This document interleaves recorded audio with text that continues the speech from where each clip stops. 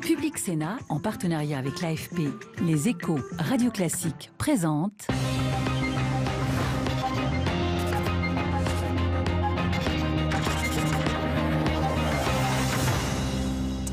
Laurent Berger, le secrétaire général de la CFDT, l'invité de l'épreuve de vérité cette semaine. Bonjour Laurent Berger. Bonjour. Merci d'être avec nous. Vous êtes à la tête du premier syndicat de France et nous sommes ensemble pendant 45 minutes pour vous interroger. À mes côtés cette semaine, nos deux partenaires, Charlotte Gauthier, journaliste à Radio Classique, et Paul Aubria, journaliste à l'AFP. Bonjour à tous les deux. Bonsoir. Et durant cette émission, Laurent Berger, vous répondrez à 3 grandes questions. Première partie sur la politique migratoire du gouvernement. Y a-t-il trop de fermeté et pas assez d'humanité ?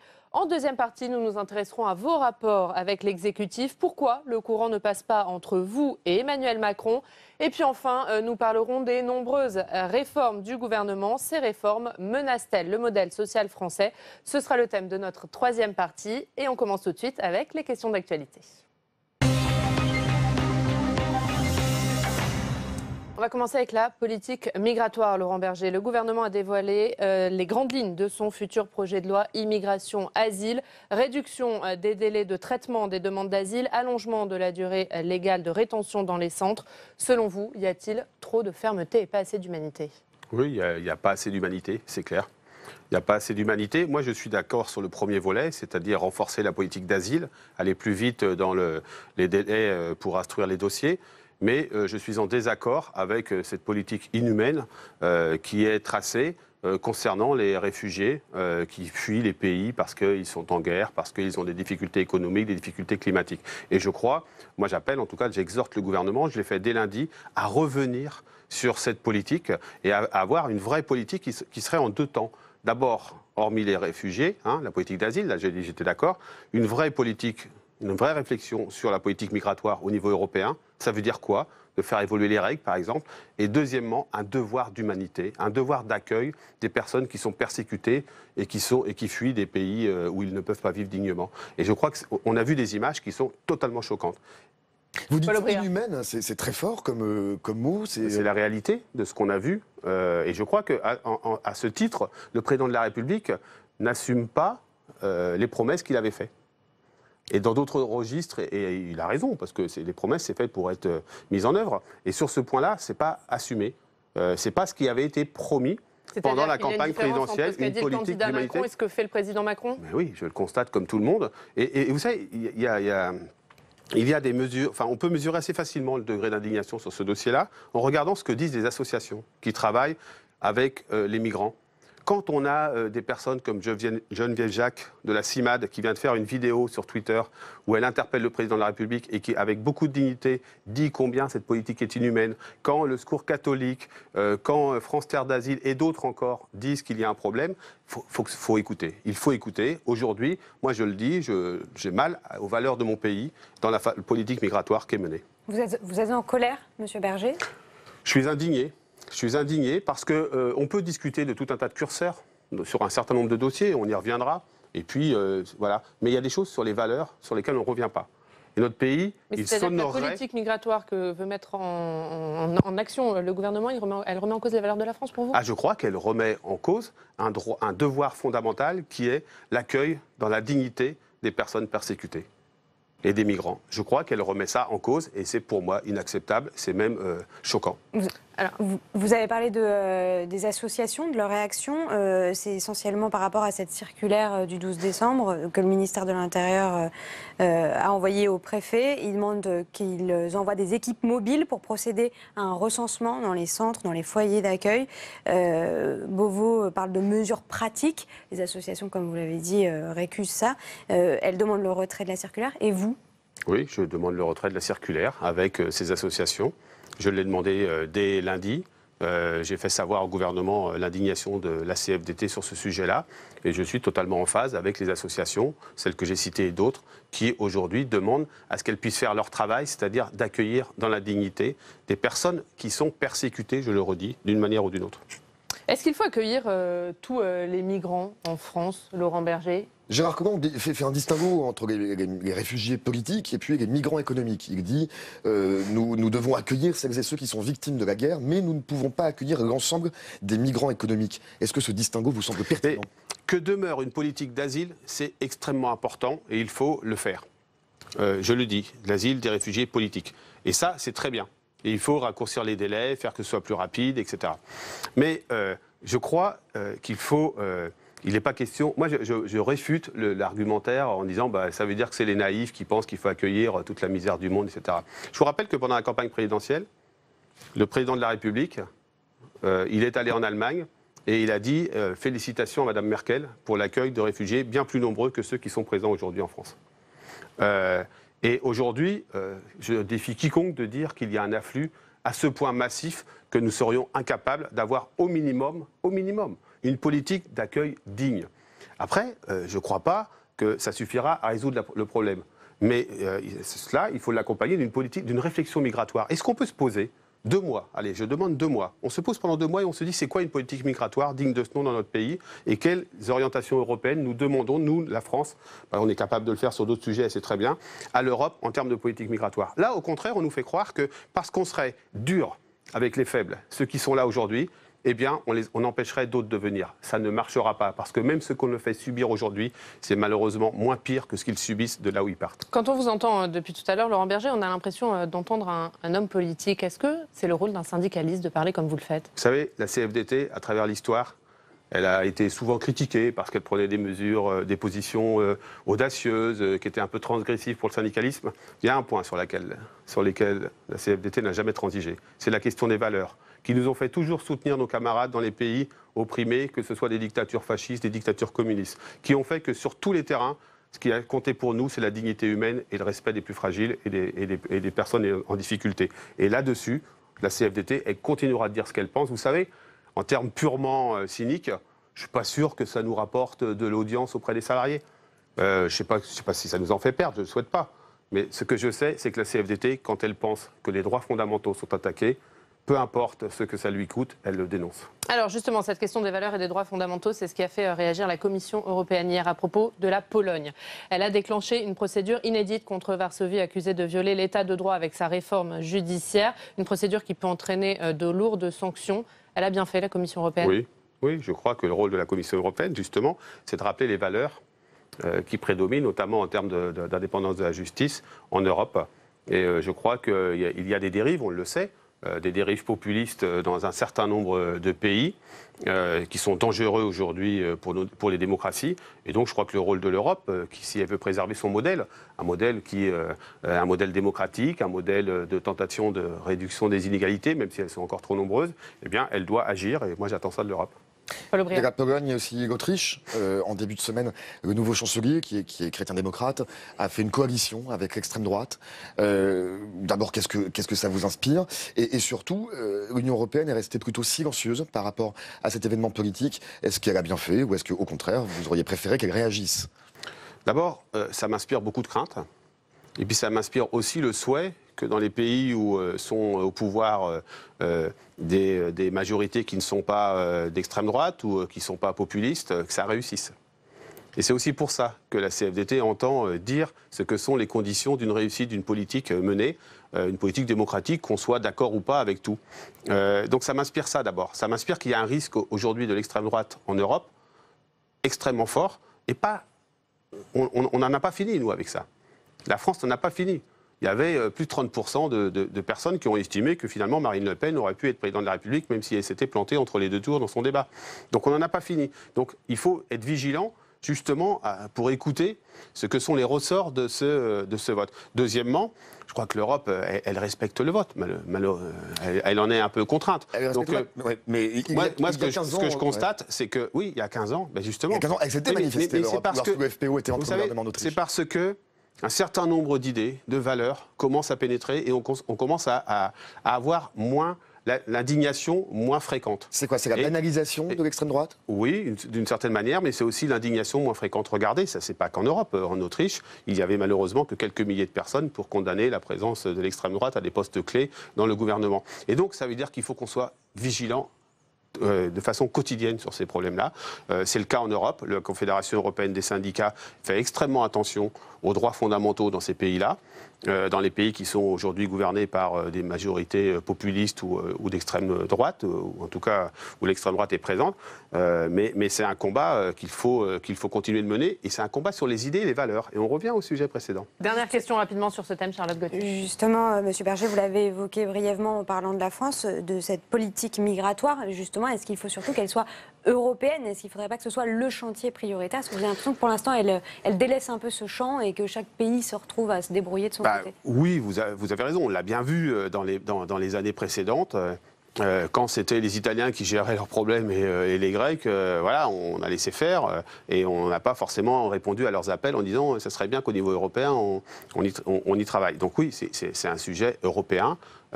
Il faut revenir sur un certain nombre de règles qui sont obsolètes, notamment la règle de Dublin qui fait qu'on doit revenir dans le pays où on est rentré. Enfin, et donc tout ça, ça mérite une vraie politique européenne. Alors après, moi je ne dis pas que c'est facile. Vous savez, je n'ai pas le discours facile. Je ne dis pas que pour le président de la République ou pour n'importe qui d'autre, c'est facile d'arriver en Europe et puis de dire il suffit, il n'y a qu'à Faucon. Non, parce que les majorités dans un certain nombre de pays sont quand même ultra-conservatrices sur ce sujet-là.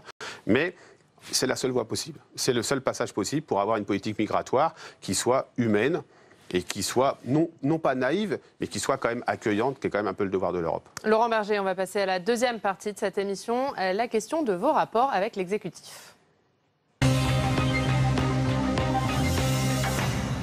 Vous êtes à la tête d'un syndicat qui se veut réformiste. L'ambition du président de la République, c'est de transformer le pays. Vous sembliez donc être le partenaire naturel. Pourquoi le courant ne passe pas entre vous et Emmanuel Macron? Moi, je ne dirais pas qu'il ne passe pas. Le courant, d'abord, humainement, il passe comme il doit se passer, à la bonne distance, entre un responsable syndical et le président de la République. Je ne dirais pas qu'il ne passe pas, mais je crois que il y a une petite conception du pouvoir qui, parfois, laisse penser qu'on pourrait se passer des corps intermédiaires. Quand la CFDT construit sa vision de la démocratie sur une articulation entre la démocratie politique et la démocratie sociale. Et donc, il y a quelques réglages qui ont été nécessaires. On est en train de les opérer. C'est-à-dire, on s'explique. Moi, je suis franc. Je n'ai jamais été autrement que franc. Mais je crois qu'il faut comprendre qu'il n'y a pas de transformation possible dans notre pays si on ne met pas la société en mouvement, et que la société se met en mouvement notamment parce qu'il y a des corps intermédiaires et des organisations syndicales, des associations, etc. Et deuxièmement, le monde de demain, certains l'ont pensé, et la CFDT en fait partie. Nous avons travaillé sur les transformations numériques, l'impact du digital sur le travail, la transition écologique. Et donc, je crois qu'il faut faire avec ceux qui ont envie de travailler et qui ont réfléchi. On n'est pas les seuls, il y en a plein d'autres. Moi, je ne demande pas ni de place de partenaire privilégié, parce que ce n'est pas du tout confortable et on ne l'a jamais souhaité, ni de prendre toutes les idées de la CFDT, mais en tout cas, pas de considérer... ce qu'il ne fait pas, c'est ça ? En tout cas, pas de considérer... Non, les choses ont bougé, objectivement. Sur la formation professionnelle, il y a une négociation. Sur l'assurance chômage, il y a une négociation. On va travailler sur l'avenir des finalités de l'entreprise, ce que doit être l'entreprise, etc. Donc, il y a des choses. Mais oui, il faut se caler, mais ce n'est pas totalement anormal en début de quinquennat. Mais sur vos personnalités, finalement, vos rapports étaient notoirement bons avec François Hollande. Est-ce qu'ils ne deviennent pas notoirement mauvais avec Emmanuel Macron? Non, pas du tout, non. Non, ils ne sont pas mauvais du tout avec Emmanuel Macron. Ils sont. Vous savez, moi j'ai un avantage par rapport peut-être à beaucoup d'autres, c'est que j'étais pas du tout impliqué politiquement, j'ai jamais été impliqué politiquement, et je connais mes interlocuteurs que parce que je suis à cette responsabilité. D'ailleurs, le jour où je ne serai plus, je ferai autre chose et j'aurai d'autres interlocuteurs dans une activité professionnelle, parce que dans ma vie quotidienne, ce ne sont pas mes amis ni mes ennemis. Et donc, moi, la CFDT, elle se positionne en toute indépendance. Et je le dis, c'est juste, je ne pense pas, et moi je suis de ceux qui pensent qu'il faut que ce gouvernement réussisse. Pas parce que j'ai un intérêt partisan, parce que s'il ne réussit pas, regardez le risque, comme on vient de l'évoquer, de l'extrême droite. Mais pour qu'il réussisse, il faut qu'il fasse avec la société, dans sa complexité, dans ce qu'elle représente, et donc qu'ils écoutent les corps intermédiaires. Et alors précisément, est-ce que vous avez l'impression que vous n'êtes pas suffisamment, vous, CFDT, écouté? Est-ce que votre rôle n'est pas moins important qu'autrefois, par exemple, sous le quinquennat François Hollande? Non, aujourd'hui, non. Aujourd'hui, on peut interpeller sur un certain nombre de sujets. On a dit ce qu'on pensait sur l'assurance chômage. On pousse le fait qu'on réinterroge les finalités de l'entreprise, et des réflexions sont menées là-dessus. Moi, je n'ai pas de mauvaise relation avec les uns ou les autres. Et elles sont correctes, mais je mets j'ai mis quelques alertes, c'est vrai, ces derniers temps, en disant attention, attention, tout ne se décidera pas d'en haut. Ça ne peut pas être techno, jacobin et centralisé. Alors justement, on vous sent dans l'attente face à Emmanuel Macron. Et pendant ce temps-là, sa cote de popularité, elle remonte. C'est quelque chose d'assez surprenant d'ailleurs. Il a inversé la courbe. Est-ce que ce n'est pas le signe que finalement, eux, les Français, ils adhèrent à la forme et au fond et à la manière dont ça se passe, en dépit du fait que vous aimeriez qu'ils vous parlent plus et qu'ils vous écoutent plus? Mais d'abord, je le redis, je n'ai pas le sentiment qu'on n'est pas écouté. Je donne juste des alertes. Il y a les premiers mois, et puis ensuite, il y a forcément un peu plus de difficultés qui arrivent. Et dans ces cas-là, dans une société, elle a besoin de régulation et de corps intermédiaires pour faire aussi de la régulation. Mais tant mieux, la cote de popularité. Moi, ça m'occupe assez peu personnellement, parce que je pense que ça peut être lié à tel ou tel événement, comme par exemple le décès de Johnny Hallyday, ou vous savez, je ne sais pas du tout. Pour mais vous, moi, ce n'est franchement, pas lié à ce que fait Emmanuel Macron. Je ne sais pas, parce que des fois ça tombe, des fois ça remonte. Vous savez, moi je me réjouis que je ne souhaite pas que les politiques soient mal aimés dans notre pays. Je ne souhaite pas que ceux qui gouvernent soient sans arrêt sous la défiance de nos concitoyens. Je trouve pas ça particulièrement sain. C'est difficile. La tâche de ceux qui gouvernent aujourd'hui est difficile. La tâche des responsables d'organisations patronales ou syndicales est difficile, parce qu'il y a des choix à faire, parce qu'il y a du courage à avoir. Et moi, je ne souhaite pas qu'on considère que ces gens-là, ce sont des gens qui sont en haut et qui... Non. Donc tant mieux s'il est apprécié, mais ça ne dit rien. Mais finalement... Ce qu'il dit, l'objectif d'une politique, l'objectif d'un homme politique, l'objectif d'un syndicaliste, c'est pas d'être aimé. Son objectif, c'est de transformer dans la justice. Et c'est ça qu'on lui demande. Est-ce que ce n'est pas la méthode jupitérienne, verticale, que vous dénoncez, qui finalement est appréciée des Français?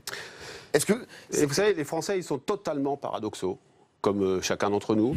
C'est-à-dire qu'on attend beaucoup de l'homme ou la femme providentielle, et en même temps, on voudrait qu'on soit davantage écouté individuellement. C'est-à-dire que ça, c'est vieux comme le monde, et ça restera. Mais il y a une manière de trancher dans le vif oui, mais de la part du gouvernement. Toutes les études montrent que de plus en plus les salariés, en ce qui nous concerne, mais aussi les citoyens, dans la société en général, veulent avoir davantage de prise sur les choix qui les concernent. Donc ça veut dire qu'il faut des directions. La consécration de la méthode jupitérienne. Mais vous savez, la consécration, si ça se trouve, je reviens dans 2 mois, il aura baissé, et vous me demanderez de le lapider parce qu'il aura baissé. Non, ce qui est important, c'est la politique menée, et qu'il y ait des grandes directions, que les promesses soient tenues. Je crois que c'est important, parce qu'il y a une attente autour de ça, mais très clairement, que ça se fasse en intégrant que les citoyens ont besoin d'avoir de la prise sur les choix qui les concernent. Et donc, il faut redonner des marges de manœuvre. Plus large sur le syndicalisme, Laurent Berger, Emmanuel Macron, avec son arrivée au pouvoir, a entraîné une recomposition politique. Est-ce qu'on a aussi assisté à une recomposition syndicale cette année ? Cette année, on a assisté à l'arrivée de la CFDT comme première organisation syndicale. C'est quand même un événement historique, ce n'était pas le cas depuis 1895, ça n'avait jamais été finalement le cas. C'est quoi, la victoire du syndicalisme réformiste sur celle du syndicalisme de combat ? Qui assume de regarder le réel tel qu'il est. Moi, je ne raconte pas d'histoire. Ça me plaît ou ça ne me plaît pas la situation, mais enfin, les travailleurs, ils n'ont pas besoin qu'on leur mente, et qu'on leur dise que tout va mal parce que ça nous arrangerait, ou que tout va bien parce que ça nous arrangerait aussi. Donc, regarder la réalité telle qu'elle est, obtenir des résultats, assumer qu'il y a des compromis, que tout n'est pas facile, et puis finalement un syndicalisme qui évite la posture pour être sur le fond des sujets, qui fait des propositions. Donc c'est un événement important en 2017, c'était antérieur à l'élection du président de la République, mais ça a quand même été un événement social important cette année. Est-ce que les syndicats ont encore un avenir selon vous ? Est-ce qu'ils peuvent encore peser aujourd'hui ? Oui, ils peuvent encore peser, mais il faut sans doute qu'ils s'interrogent sur leur façon de travailler et leur façon d'être utile aux travailleurs. C'est ce que la CFDT a commencé. Moi, je l'ai dit à plusieurs reprises, le syndicalisme est mortel, comme l'ensemble des institutions. Et pour qu'il ne meure pas, parce qu'on aura toujours besoin de rééquilibrer le pouvoir en faveur des travailleurs dans le monde du travail. Pour qu'ils ne meurent pas, il faut être utile aux salariés, leur apporter des services, leur obtenir des résultats et avoir une parole de vérité. Vous dites c'est ce que la CFDT a commencé à faire. Les autres ne l'ont pas fait ? Vous savez, c'est déjà assez difficile de gouverner la CFDT. Je m'occupe de la CFDT. Les autres, en tout cas, ce dont je m'aperçois, c'est que dans les résultats aux élections professionnelles, la CFDT progresse, et elle progresse d'autant plus lorsqu'elle a pu obtenir des accords dans les entreprises qui améliore la vie au travail, les conditions de travail, les salaires, la protection sociale. Monsieur Berger, justement, pour parler de méthode, là, vous êtes face à des grosses réformes et l'exécutif a choisi une méthode bien spécifique. Elle négocie à chaque fois avec un syndicat en face d'elle, syndicat par syndicat. Pourquoi avoir accepté aussi cette méthode dans la négociation sur des si gros dossiers ? Est-ce que ça ne vous a pas plombé un peu pour vous affirmer vos positions ? Non, mais elle a fait ça sur les ordonnances. Maintenant, la méthode n'est plus celle-là. Oui, mais elle a fait ça que sur les ordonnances, c'est déjà beaucoup. En attendant, sur les ordonnances, ça a été un échec Oui. et vous n'avez pas réussi à mobiliser dans la rue. Et donc, non, mais on n'a pas voulu mobiliser dans la rue. C'était pas. Mais ne me faites pas porter l'échec d'autres. La CFDT n'a pas appelé à manifester. Elle n'a pas appelé à manifester, pourquoi ?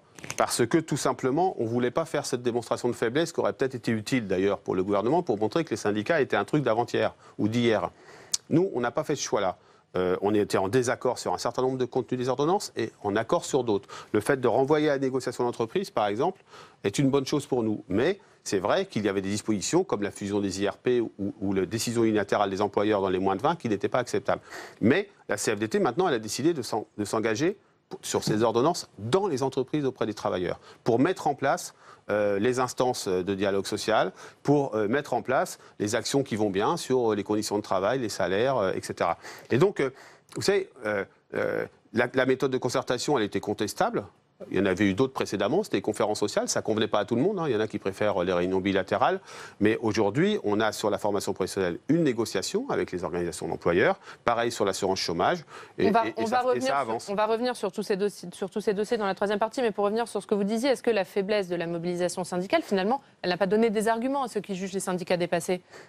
Mais vous savez, le rapport de force pour une organisation syndicale, c'est évidemment d'être capable de temps en temps d'aller dans la rue si elle l'estime nécessaire, mais c'est aussi la capacité de faire des propositions qui sont retenues et qui ont du sens. C'est ce que la CFDT est capable de faire sur tout un tas de sujets. C'est son nombre d'adhérents, c'est le nombre de voix qu'elle obtient dans les élections professionnelles. Et là-dessus, l'année 2017 pour la CFDT est plutôt une année porteuse. Donc, c'est pas l'anus horribilis que décrit un journal. Vous voudriez me faire dire, grosso modo, depuis tout à l'heure, qu'en fait, ils font sans nous. Moi, je passe mon temps à discuter sur un certain nombre de sujets pour que les choses avancent, sur l'assurance chômage avant-hier, sur l'entreprise aujourd'hui, etc. Donc, on travaille sur les fonctions publiques pour défendre la situation des fonctionnaires hier. Donc, moi, j'ai des rencontres avec ces interlocuteurs. On travaille. Je ne demande pas à ce qu'ils adhèrent à toutes les propositions de la CFDT. Mais ce qui est sûr, c'est qu'à chaque fois, nous, on juge sur pièce en fonction du résultat. Est-ce que c'est utile ou non aux travailleurs ? Vous parliez du nombre d'adhérents. La France reste le pays de l'Union européenne où il y a le plus faible taux de syndicalisation. Pourquoi vous n'arrivez pas à convaincre ? Mais parce que je crois que le syndicalisme souffre d'une image qui est un peu caricaturale. Si je peux me permettre, l'image où en gros un syndicaliste c'est quelqu'un qui est derrière une banderole qui râle et qui n'est pas content. Ce qui a souvent été le cas. Non, tous les jours dans les entreprises, il y a des hommes et des femmes qui font un travail extraordinaire dans la discussion, dans la négociation et qui obtiennent des avancées pour leurs travailleurs. Vous savez, même le FMI dit que là où il y a une organisation syndicale, les inégalités sont beaucoup moins fortes que là où il n'y a pas d'organisation syndicale. C'est-à-dire que, et d'ailleurs toutes les études le montrent, là où il y a une présence syndicale, les salariés valident cette présence par une confiance importante sur les syndicats. Et là où on n'est pas présent, évidemment, on considère qu'on ne sert à rien, de toute façon on n'y est pas. Donc je crois qu'il y a changé l'image des syndicats et que nous-mêmes, nous avons à développer davantage de services, comme ça peut être le cas dans d'autres pays européens, à destination des salariés et des adhérents. C'est ce qu'on fait, par exemple, nous, avec un service qui s'appelle Réponse à la carte, où nos adhérents peuvent téléphoner, être mis en relation avec une personne physique dans leur territoire sur les questions de formation, de parcours professionnel, de salaire, pour répondre à leurs problèmes. Laurent Berger, on a l'impression que le front syndical ne sera plus uni. Quels sont aujourd'hui vos rapports avec Philippe Martinez de la CGT et Jean-Claude Maillet de Force ouvrière ? Ils sont cordiaux. D'abord, ils sont cordiaux et amicaux avec les deux, c'est-à-dire on n'a pas de problème humain entre nous. C'est déjà une bonne chose. Ensuite, je crois qu'effectivement, il y a une forme de distance qui est prise aujourd'hui avec la CGT, qui est ni de son fait ni du mien, qui est simplement que nous ne sommes pas sur les mêmes logiques syndicales. Une distance irrémédiable ? Non, c'est jamais irrémédiable. Vous savez, il y en a qui l'ont théorisé, les droites, les gauches, les je ne sais quoi irréconciliables. Faut se méfier de ça. C'est jamais irrémédiable. Sur certains sujets, on est capable de s'exprimer en commun. On s'est exprimé en commun sur la question des l'égalité entre les hommes et les femmes. On va s'exprimer en commun sur la question en demandant une concertation sur les travailleurs en situation de handicap. Donc on est capable de faire des choses en commun. Mais c'est vrai qu'on n'a pas la même vision et stratégie syndicale. Et avec Jean-Claude Mailly, chacun sait qu'on a travaillé ensemble pendant l'été. On s'est aussi vu avec Philippe Martinez plusieurs fois pendant l'été. Et puis, lorsqu'on peut travailler ensemble, on poursuit un travail en commun. Lorsque ce n'est pas possible, eh bien non, c'est pas possible. Vous pensez qu'en 2018, vous pourrez dépasser vos divergences pour tenter de peser plus ? Oui, mais vous savez, c'est marrant que dans notre pays, on trouve normal qu'il y ait 5, 6, 7, 8 partis politiques, 12, 13, 14, 15 médias d'information différents. Mais par contre, il faudrait un syndicat. Pourquoi ? Je veux dire, il y a des cultures syndicales différentes, il y a 2 grands courants. Je pense qu'on pourrait réduire le nombre d'organisations syndicales dans chacun de ces courants, mais c'est normal qu'il y ait des courants syndicaux différents. Alors après la question de l'opposition syndicale, se pose aussi la question de l'opposition politique. Nous avons posé la question aux Français avec notre partenaire Opinionway. Diriez-vous que l'opposition politique au gouvernement est audible ? Et regardez ce qu'ils ont répondu. 70% des personnes interrogées ont répondu non. Est-ce que c'est aussi votre avis ? Oui, c'est plutôt mon avis, oui. La faute à qui ? Est-ce que Jean-Luc Mélenchon y est pour quelque chose ? Est-ce qu'il a contribué à l'échec de l'opposition aux réformes du gouvernement ? Vous savez, moi, je suis ni dans l'opposition ni dans la majorité. Donc c'est plus facile pour moi d'une certaine manière, parce que moi, je suis juste dans le parti de ceux qui veulent que le monde du travail soit écouté et respecté. Ce qui est sûr, c'est qu'aujourd'hui, il y a des pans entiers de courants qui existaient, qui ont disparu ou qui sont en recomposition. Et du coup, il y a effectivement les oppositions qui sont les plus audibles, c'est finalement les oppositions aux 2 extrêmes. Il est extrême, M. Mélenchon. Vous dites les 2 extrêmes, M. Mélenchon, vous classez dans le... Je ne sais pas, si vous regardez l'Assemblée nationale, en tout cas, il est plutôt de ce côté-là de l'Assemblée quand... On l'a en tout cas entendu tenir des propos très durs envers les syndicats. Est-ce que finalement, il n'a pas divisé les syndicats aussi, au lieu de vous aider à... Non, il ne nous a pas divisés parce qu'on était en désaccord sur l'appréciation, sur le fait même de travailler dans les concertations. Nous étions avec Force ouvrière et d'autres pour aller dans les concertations, parce que c'est là où on peut être utile et faire des propositions, mais aussi contrer des mauvaises idées. Et il y en avait quelques-unes qu'on a contrées. Mais vous savez, moi, je n'ai pas de leçon à recevoir de quiconque. Je ne me mêle pas de politique. Alors, M. Mélenchon, qu'il ne se mêle pas de syndicats.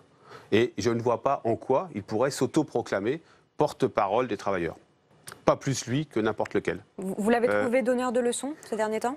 Moi, si vous voulez, quand on est interpellé publiquement, et c'est la première fois que je réponds, quand on est interpellé publiquement expliquant qu'il n'y a qu'à Faucon, les leaders syndicaux devraient faire ça, ça, ça, mais au nom de quoi M. Mélenchon peut parler au nom des 800 000 adhérents de la CFDT et me dire ce que je devrais faire ?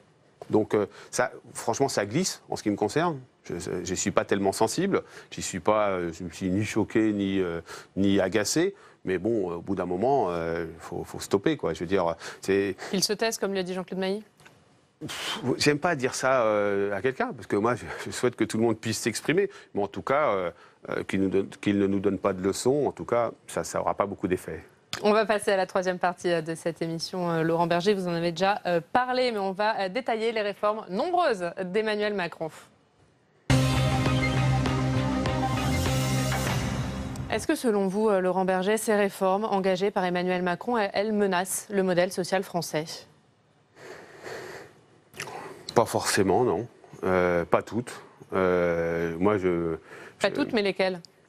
Si vous voulez, si on prend les ordonnances, puisque ce sont les seules finalement dont on connaît le contour aujourd'hui, sur le Code du travail, le renvoi à la négociation d'entreprise obligatoire pour bouger les règles du travail dans toutes les organisations, dans toutes les entreprises de plus de 50, ça sera avec les organisations syndicales, c'est plutôt quelque chose d'intelligent, qui nous fait aller vers un système de dialogue social beaucoup plus affirmé, là où est la vraie vie des travailleurs, finalement, qui sont les lieux de travail.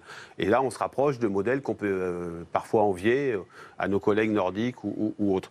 Quand il est question de décider dans les entreprises de moins de 20 que le patron pourra tout seul décider l'adaptation des règles du travail, qui sont celles de la branche, fixées dans la branche ou fixées dans le Code du travail, là je dis oui, ça met en cause le principe, le modèle social, en tout cas un certain nombre de règles sociales qui sont extrêmement importantes. Donc le modèle social, il faudrait définir ce que c'est. C'est, en ce qui me concerne, la capacité à donner des droits individuels aux personnes dans un cadre collectif, c'est-à-dire un système de solidarité, et de protéger les travailleurs à l'égard dans le rapport de subordination qu'ils ont vis-à-vis de leur employeur. Et ça se fait par le dialogue social, de mon point de vue.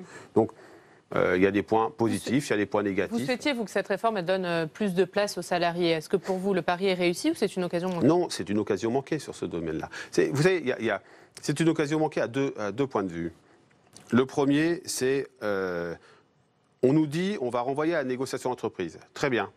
Mais par contre, sauf pour l'organisation des instances représentatives du personnel, là, on va en faire une pour tout le monde, la même. Une seule. C'est paradoxal. C'est quasi schizophrénique. C'est-à-dire qu'en gros, on dit, faisons en fonction de la réalité de chaque entreprise pour l'organisation du travail, le temps de travail, etc. Mais par contre, sur l'organisation des instances représentatives du personnel, tout le monde pareil.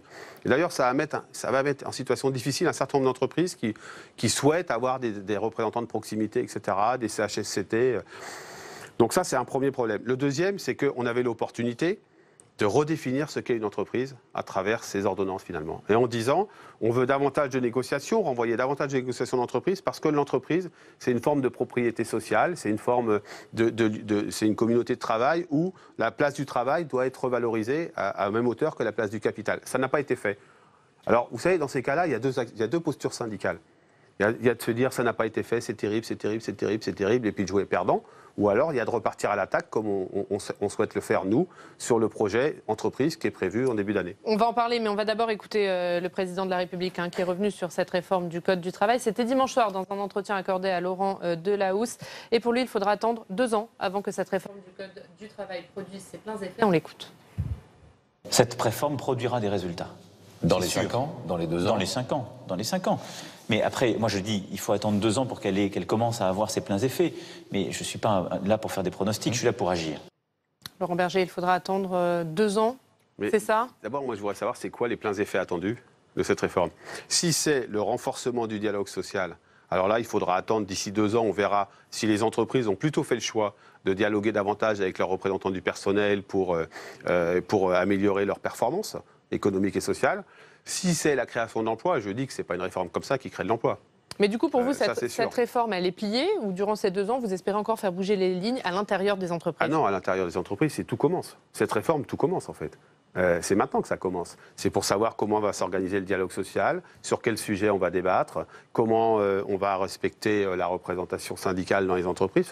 Et il y aura de tout. Et quelles sont vos marges de manœuvre concrètes en tant que syndicat Vous savez, dans un certain nombre d'entreprises, nos représentants, ils vont commencer, l'employeur va vouloir négocier sur tel ou tel sujet, pour rendre l'entreprise plus agile, ils vont commencer par dire, mais quid d'un accord de dialogue social? On fait quoi? Comment vous concevez la place des représentants du personnel dans l'entreprise? Et donc, il y aura des endroits où ça se passera bien, il y a des endroits où ça se passera mal, et d'autres, finalement, un peu comme avant ces ordonnances. Il n'y a pas de solution miracle. Mais par contre, cette réforme, elle n'a pas, en soi, elle ne porte pas la possibilité de créer des emplois. C'est le vieux mythe, parce qu'il y a une partie de ces ordonnances qui, en fait, est basée sur un mythe, c'est pour embaucher plus facilement, il faut licencier plus facilement. Et là, je vous file mon billet que ça ne marchera pas. Ça ne marchera pas, parce que ça n'a jamais marché. Et donc, moi, je crois que c'est pas en termes... cette réforme, elle a pour capacité de donner plus d'agilité aux entreprises. Soit on le fait intelligemment par le dialogue social, et dans ce cas, on aura des beaux résultats, comme on a eu à Renault, à STX, ailleurs, dans un certain nombre d'entreprises, parce qu'on a signé des accords qui vont dans ce sens. Soit elle sera inutilisée, et elle restera finalement lettre morte. Ce serait dommage, mais ça serait comme ça. Laurent Berger, la prochaine grande réforme, c'est celle de l'apprentissage, de l'assurance chômage et de la formation professionnelle. Vous en êtes où des concertations? Sur la formation professionnelle, la négociation se poursuit, elle avance. L'idée pour nous, il est de donner des droits renforcés à la formation, notamment pour les salariés qui en sont le plus éloignés aujourd'hui, dont on sait qu'il ne suffit pas de donner des droits aux personnes pour qu'elles l'utilisent, donc les demandeurs d'emploi, les jeunes, les salariés des toutes petites entreprises, les salariés les moins qualifiés. Et puis, l'autre volet, c'est de dire il faut que ça offre de la certification Hein, il faut que ce soit reconnu. Ce n'est pas juste pour occuper un poste, c'est que ce soit reconnu dans un parcours professionnel. Et surtout, le troisième volet, c'est qu'on accompagne les salariés et les demandeurs d'emploi dans ce parcours de formation. Donc, tout ce conseil en évolution professionnelle qu'on veut faire fructifier, c'est-à-dire que cet accompagnement des personnes à utiliser leurs droits. Ça avance plutôt bien, mais vous savez, c'est très itératif, une négociation entre les organisations syndicales et patronales, c'est-à-dire qu'il y a des moments où ça avance, puis il y a des moments où on stagne.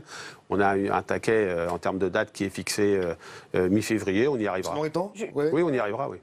Alors justement, on a l'impression que là, ça ne fait que s'enchaîner pour vous. Toutes ces réformes, ce sont vraiment des très grosses réformes. Est-ce que finalement, celles-ci qui s'ajoutent aux précédentes, ces négociations qui s'enchaînent, est-ce que vous ne le percevez pas comme une stratégie d'épuisement de la part de l'exécutif ? Pas forcément, mais de toute façon, ils peuvent essayer, ils n'y arriveront pas. Je vous le dis parce que moi, j'entends ceux qui disent oui, on n'a pas le temps de travailler, etc. Attendez, on parle de quoi? On parle d'emploi. Assurance chômage. On parle de formation professionnelle, on parle d'apprentissage, on parle de conception de l'entreprise, il y a une négociation qui vient d'être lancée sur la fonction encadrement ou l'encadrement. Quand on est une organisation syndicale, si on n'a pas travaillé sur ces sujets-là, il faut aller à la plage, il faut faire autre chose. Nous, ça fait longtemps qu'on travaille sur ces sujets-là, qu'on a des propositions à faire. Donc oui, c'est dense, parce que par contre, se rajoutent des réunions, donc il faut y participer, il faut faire des propositions, il faut faire des contre-propositions. Donc c'est dense, mais la CFDT ne se sent pas du tout asphyxiée. Un point juste, pas du tout. Laurent Berger, sur les contrats courts, le gouvernement veut les limiter. Est-ce que pour vous, un accord avec le patronat est possible sur ce point ? Là, du coup, c'est plutôt une question à poser au patronat, parce que pour nous, c'est plutôt possible. Dans vos discussions, vous en êtes où là-dessus ? Là, on démarre sur l'assurance chômage. Mais ce qui est sûr, c'est que le premier pied avait été mis dans la porte en 2013, avec une taxation, même légère, des contrats courts. Maintenant, on le voit, les contrats courts de moins d'un mois explosent. Donc, il faut responsabiliser les employeurs. 140% en 14 ans. Oui, il faut que les entreprises assument leurs responsabilités. Parmi ces responsabilités, il y a le fait de rendre plus cher le recours à un contrat court, et très court, qu'à un contrat en CDI. Et donc, nous avons fait une proposition de cotisation dégressive à l'assurance chômage, une cotisation plus élevée les premiers jours et les premiers mois du contrat, pour ensuite aller à une cotisation qui serait plus basse. Sur la formation professionnelle, Charlotte Gauthier. Sur la formation professionnelle, justement, vous l'avez évoqué rapidement, mais on a le sentiment que l'exécutif, vous le dites, veut privilégier la formation des chômeurs éloignés de l'emploi, des chômeurs de longue durée, notamment pour les faire former vers des métiers dits d'avenir et aussi des métiers finalement en demande. Donc est-ce que c'est pas un peu inverser le principe de base et se dire on va former des gens pour répondre aux demandes du marché ? Ça ne vous dérange pas? Parce que normalement, la formation, c'est plutôt fait pour permettre aux gens de faire ce qu'ils veulent. Vous savez, la formation, c'est donner la possibilité aux gens de s'intégrer dans un parcours professionnel. Mais ce n'est pas totalement illogique quand même que sur un territoire, sur une filière, on parte des besoins pour regarder quelle formation on pourrait mener. Ce qui n'est pas logique, c'est d'être seulement sur une logique adéquationniste, c'est-à-dire un métier, un emploi et une formation pour occuper cet emploi, mais qui ne permettrait pas d'occuper d'autres emplois derrière. Mais objectivement, disons-le, le risque numéro un, c'est aujourd'hui de ne pas trouver les compétences sur un certain nombre de métiers. Ce serait quand même totalement paradoxal dans un pays qui a un taux de chômage comme le nôtre. Et donc, il faut partir, c'est ce qu'on propose aussi dans la négociation de formation professionnelle, mais aussi sur l'apprentissage, des besoins dans les territoires et dans les branches. Parce que moi, ce que je demande aux patrons, c'est de dire, bon, ok, vous pleurez beaucoup sur on ne trouve pas de compétences, etc. C'est réel dans un certain nombre de cas. Dites-nous qui, comment, quel poste, pour combien de temps vous avez besoin, et regardons comment l'appareil de formation peut se mettre en mouvement sur ce sujet-là. Donc moi, je ne suis ni totalement adéquationniste, je ne le suis pas du tout, mais je ne suis pas non plus sur faisons des formations complètement en dehors des besoins économiques. L'intérêt, c'est quand même le retour à l'emploi. Vous parliez d'apprentissage. Muriel Pénicaud, a souhaité une révolution copernicienne. Vous avez l'impression qu'on en prend le bon chemin sur cette réforme? C'est assez tendu entre le gouvernement et les conseils régionaux.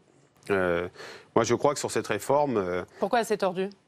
Parce qu'aujourd'hui, la responsabilité, ce sont les conseils régionaux sur l'apprentissage. Et là, l'idée, c'est de le donner à 100% aux branches professionnelles. C'est pas une bonne idée ?